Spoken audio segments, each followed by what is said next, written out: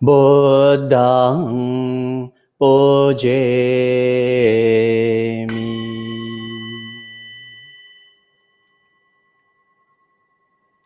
Dhammang pujemi.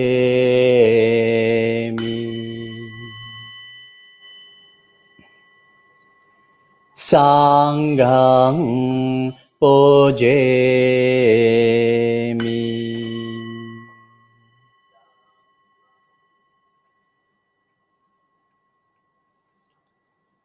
Namo tassa bhagavato arahato samma sambuddhassa. Namo tassa bhagavato arahato samma sambuddhassa.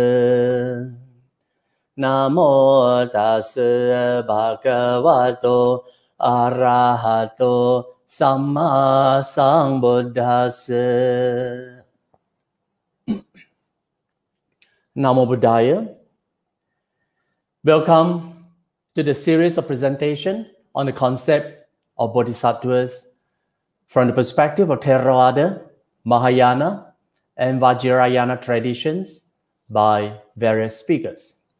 So in my presentation tonight, I'm using the word Pali term Bodhisattva, employing the early Pali discourses to designate Siddhartha Gautama as a Buddha's to be.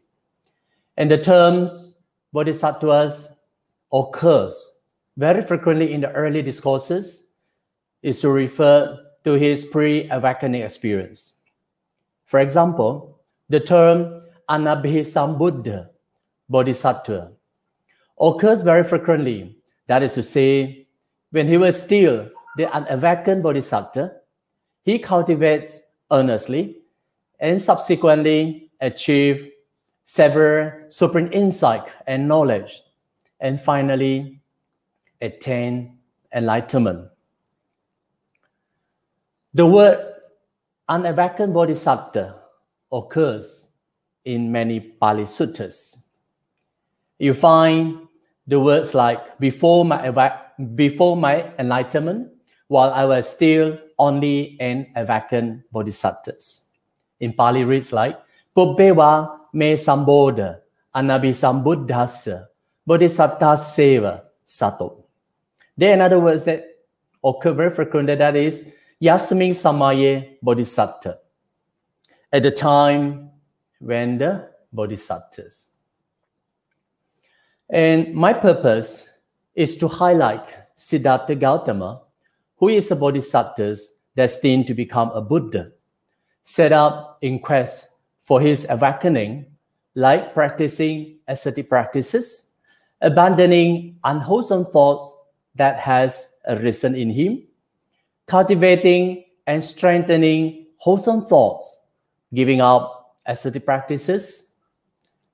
Later, through the practice of mindfulness of in and out breathing, he achieved jhanas and insight knowledge, and finally realizing the truth.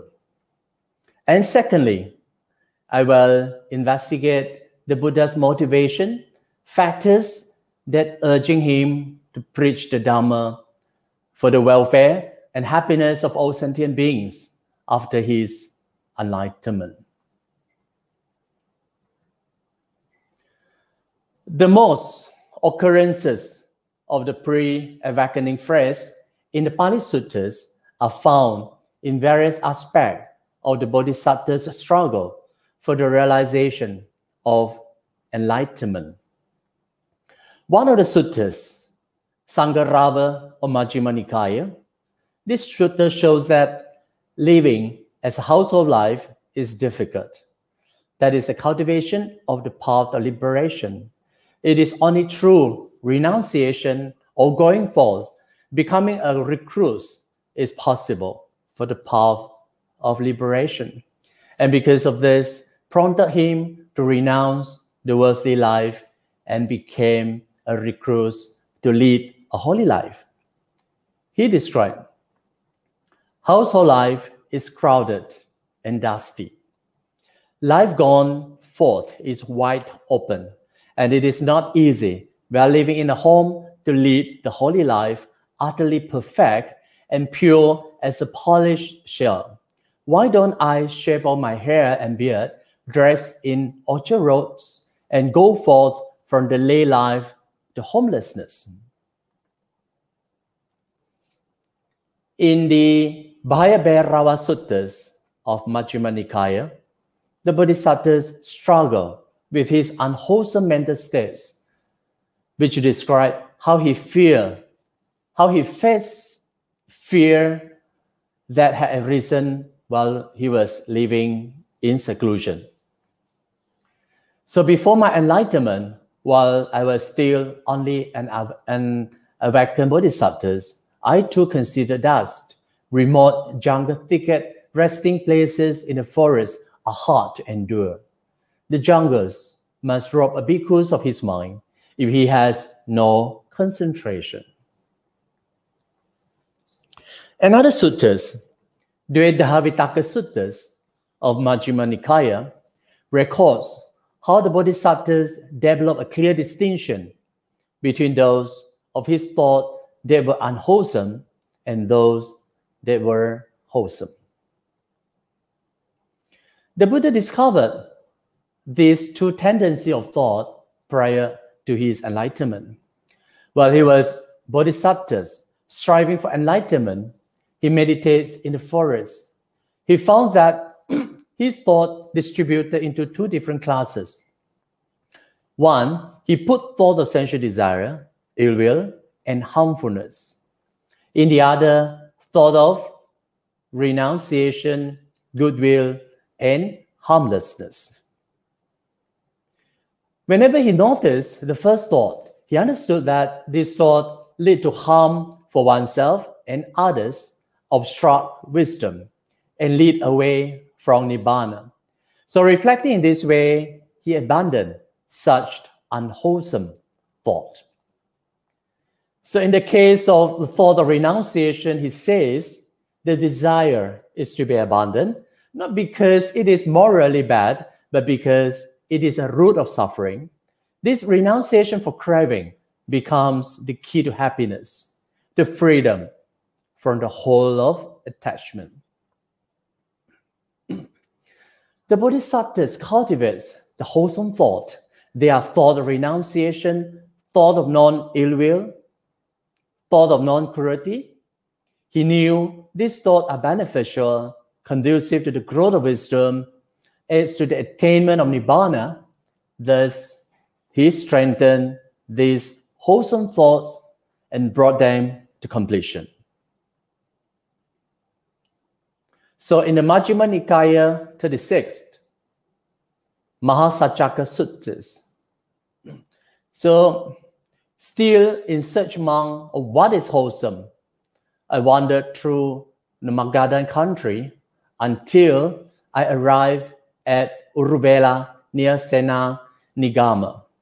There, I saw an agreeable piece of ground, a delightful grove with a clear flowing river with pleasant, smooth bank, and nearby a village for alms resort. So this will serve for the striving of a people intent on striving. While Bodhisattva was prepared to embark on his journey of practice, three similes occurred in him spontaneously that was never heard of before, of which the third simile says, suppose there were a dry piece of wood lying on dry land far from the water, and a man came with the upper fire stick, thinking, I shall light a fire, I shall produce heat. What do you think? Agivasana, could the man light a fire? Yes, Master Gautama. Why so? Because it is a dry piece of wood and it is lying on dry land far from the water. So the simile that arises in the mind of the bodhisattvas indicates that the defilements are able to be abandoned through the severe practice of austerity. And finally, one is able to realize the supreme enlightenment. So the simile giving him clues that enlightenment is possible through severe practice of austerity. This is how he started his extreme painful striving. I will read. So I took very little food, a handful each time. Because of eating so little, my belly skin adhered to my backbone. Thus, if I touch my belly skin, I encounter my backbones. And if I touch my backbone, I encounter my belly skin. Because of eating so little, if I defecated or urinated, I felt over on my face there. Because of eating so little, if I tried to ease my body by rubbing my limbs with my hands, the hair rotted at its root fell from my body as I rubbed. So he took a very little food until his body shriveled and withered.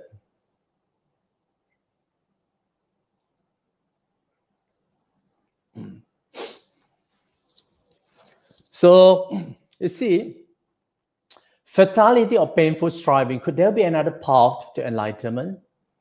So, I thought, whatever recruits or brought me in the past, in the present, or in the future, have experienced painful, racking, piercing feeling due to exertion, this is the utmost, there is none beyond this. But by this painful practice of austerity, I have not attained any superhuman states. I have not attained any distinction in knowledge and vision worthy of the noble ones. Could there be another path to enlightenment? So finally, the Bodhisatta Gotama gave up those extreme forms of ascetic practices. And Bodhisatta Gotama thought, my body is so weak, I cannot obtain the happiness through this. Then he started to eat boiled milk rice and porridge offered by the Sujata to regain his strength. And because of this, his earliest 5 attendants also left him. Now he becomes alone. While he was thinking the way ahead, suddenly a memory came to him that this is indeed the path to enlightenment. I recall that when my father, the Sakyan, was occupied, while I was sitting in the cool shade of a rose apple tree, secluded from the sensual pleasure, secluded from the unwholesome states, I entered and dwelt in the first jhana, which is accompanied by thought and examination with rapture and happiness born of seclusion. Could this be the path to enlightenment?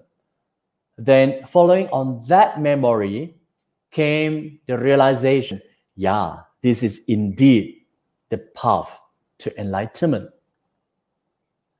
So the Bodhisattvas recollects the method of breathing in and out mindfulness. Very soon, he attains 4 jhanas and realizes 3 vidyas, or higher knowledge. The knowledge of the recollection of the past life, the knowledge of the passing away and rebirth of beings, and the knowledge of the destruction of the tenths or defilements.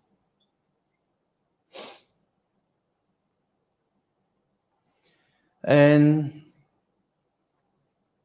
Anubuddha Sutta. Yeah.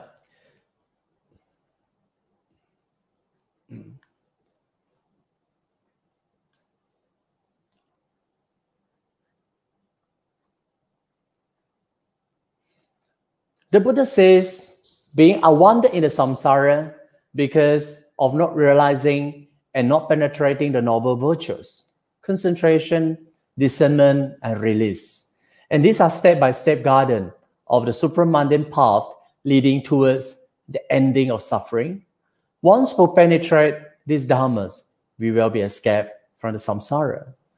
So this one is from the Anguttara Nikaya, Anubuddha Suttas. Why do we wander in the samsara.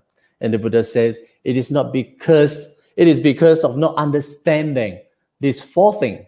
What are these four things? The first one is a noble virtue. The second one is a noble concentration. And the third one is a noble discernment, that is panya. And the fourth one is a noble release or liberation, vimukti. That is why the Buddha says, samsara is indeed suffering. Because there is no beginning and there is no end in the samsara. Sentient beings are continuously roaming and transmigrating in the samsara. So the tears that being shed while roaming and transmigrating in the samsara is more than the water in the full ocean. Yeah, so I read, it is from the Samyutta Nikaya, Asusuttas. The tears that you shed while roaming and transmigrating is indeed more than the water in the full ocean. For a long time, you undergone the death of the mother, father, brother, sisters, son, daughters, loss of relative, loss of wealth, or loss through illness.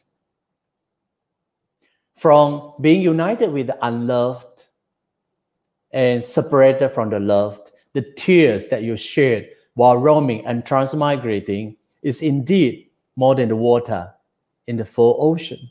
So it is indeed life is full of painful experience.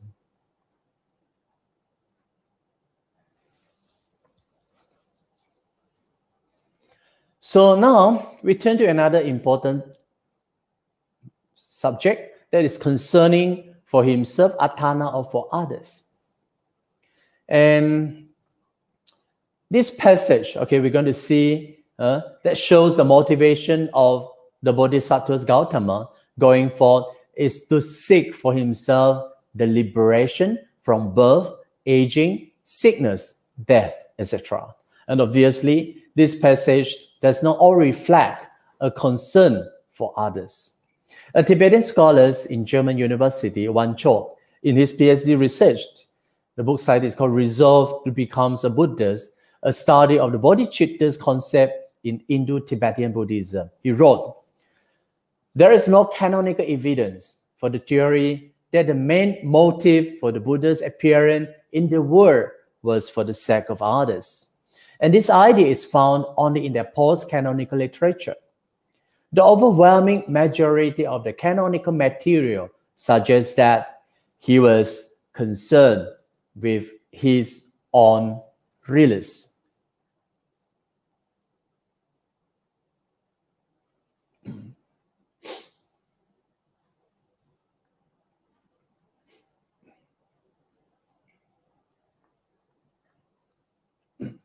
So, in the Arya Pariyasana Suttas, is Bodhisattva's reflection motivated him to go for in search of awakening.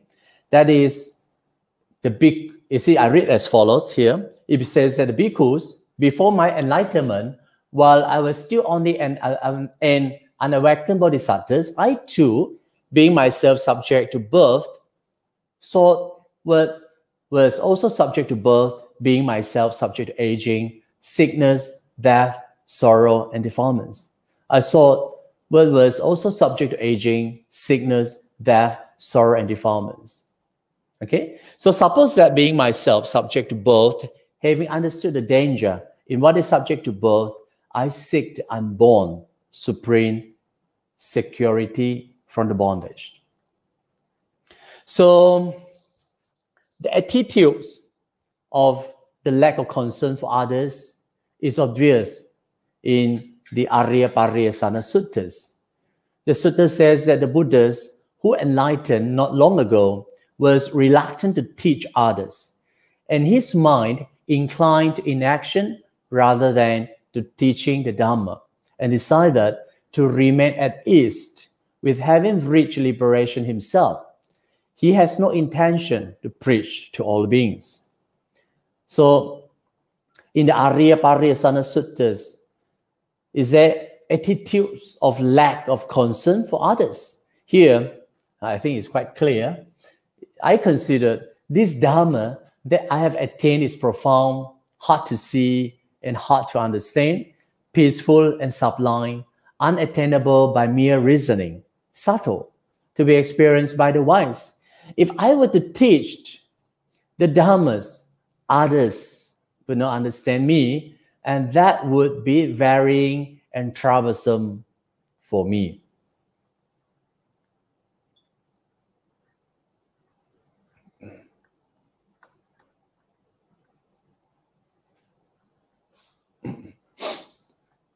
Sorry.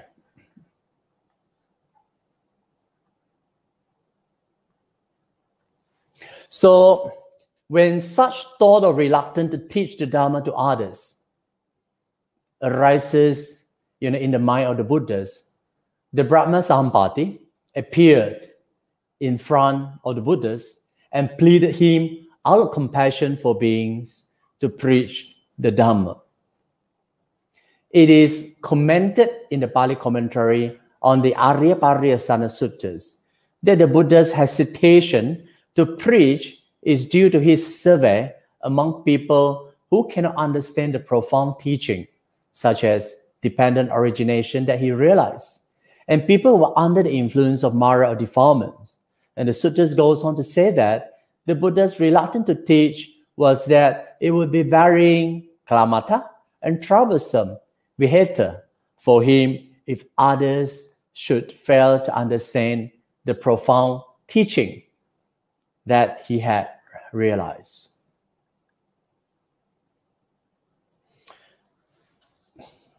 However, the mental attitudes of reluctance to teach, as found in the Pali text, is not found in the other Buddhist traditions.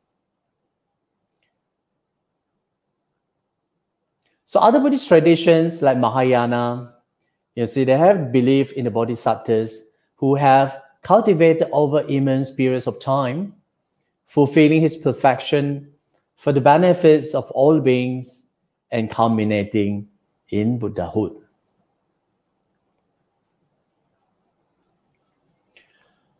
So according to Aryapariyasana Suttas, the Buddha's predominant concern is with himself when he successfully completes his quest for enlightenment, and even when he reflects about what course of action is to be taken next.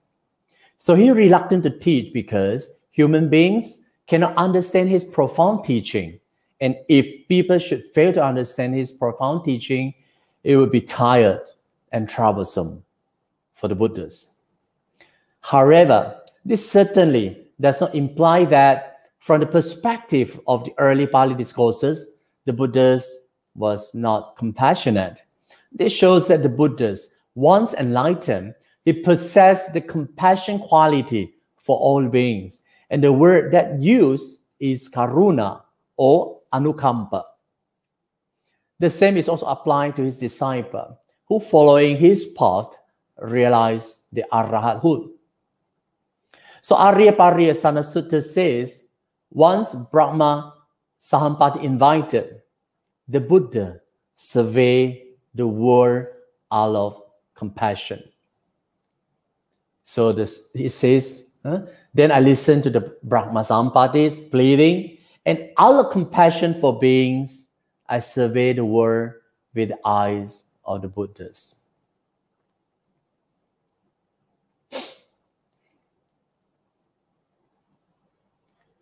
Now, in the early Buddhist conception of the Bodhisattva's motivation, that has nothing to do with the motivation of compassion to liberate all sentient beings. It is purely concerned only with the Bodhisattva's own realization. However, the inherent quality of compassion born naturally. It means the quality of compassion only become prominent after the Bodhisattvas has reached awakening and decided to teach. The compassion for others appeared to be the results of his awakening, and the same applied to his awakening of Arahat as well. And we shall look at several suttas showing the quality of compassion or helping others or concerning others after the enlightenment of the Buddhas and Arahats. Example is found in the Dutiya Marapasa Suttas of Samyutta Nikaya. In these suttas, the Buddha dispatched the first batch of 60 Arahats to 60 different directions to preach the Dhamma out of compassion for the people after they realize the state of Arahathood. Imagine the spreading of Dhamma by these 60 enlightened Arahats out of compassion that born naturally for the benefits, welfare, and happiness of beings. The effect of propagation is tremendous. And I shall read. Wonderful, O bhikkhus, for the welfares of the multitude, for the happiness of the multitude, out of compassion for the world, Lokanukampaya, for the good, welfare, and happiness of devas and humans. Let not two go in the same way. Teach, O bhikkhus, the Dhammas.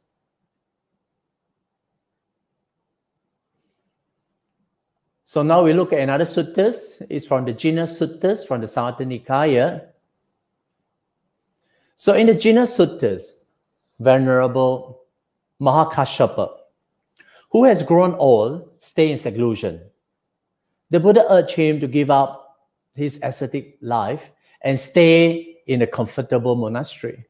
However, the Mahakashyapa was so compassionate for choosing solitude life in the forest, as an example, for the sake of future generation.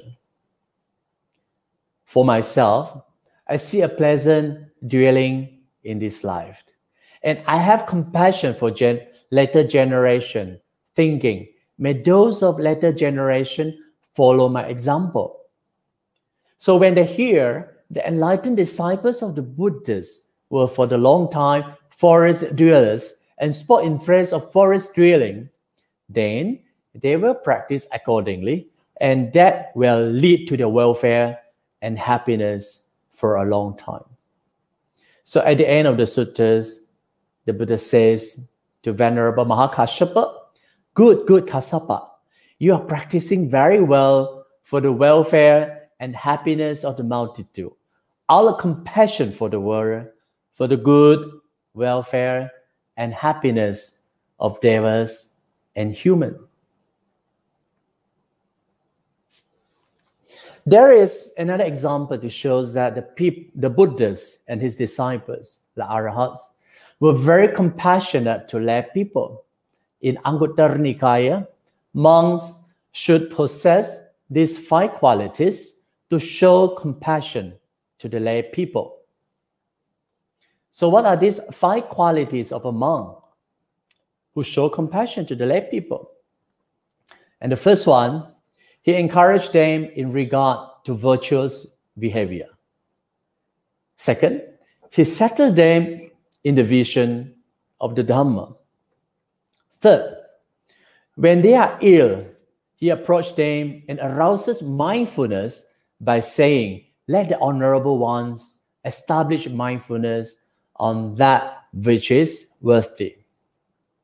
And the fourth, when a large sanghas or bhikkhus has arrived, including bhikkhus from various states, he approaches lay people and informs them, friend, a large sanghas or bhikkhu has arrived, including bhikkhus from various states. Get married, do married, cultivate married. It is an occasion to get married. And the fifth, he himself eat whatever food they give him. Whether coarse or excellent, he does not squander what has been given out of faith. So these are the 5 qualities, of the attitudes of monk showing the compassion to the lay people. So to conclude, from the early Pali discourses of Bodhisattva's quest for awakening, you don't find the attitudes of concerning for others as a motivation for his awakening Instead, it is a concern for himself. That is to say, he finds liberation for himself.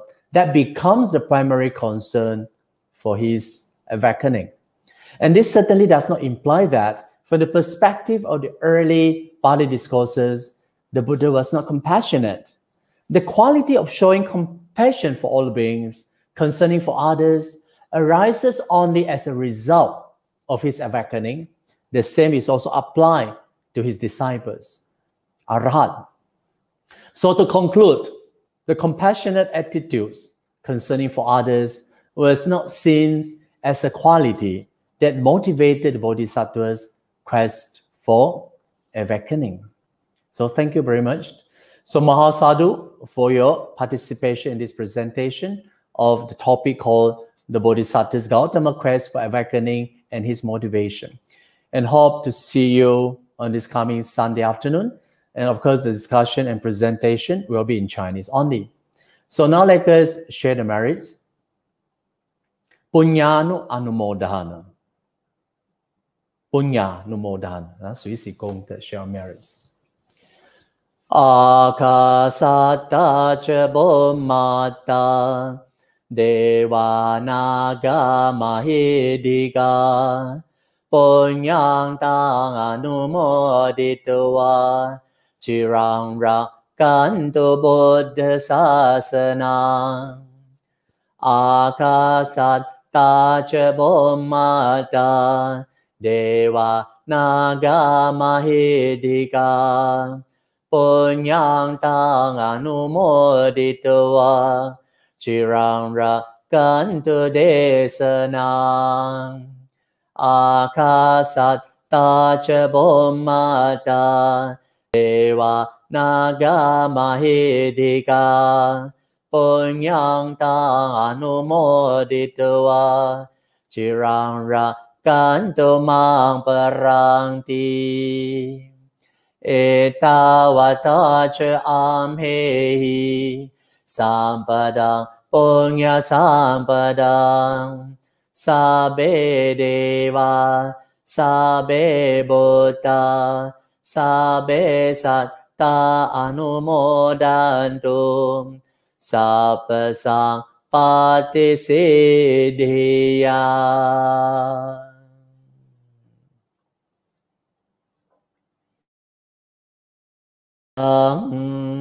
Pujemi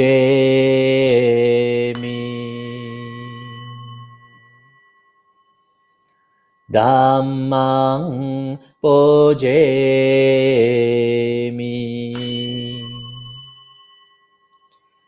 Sanghang pujemi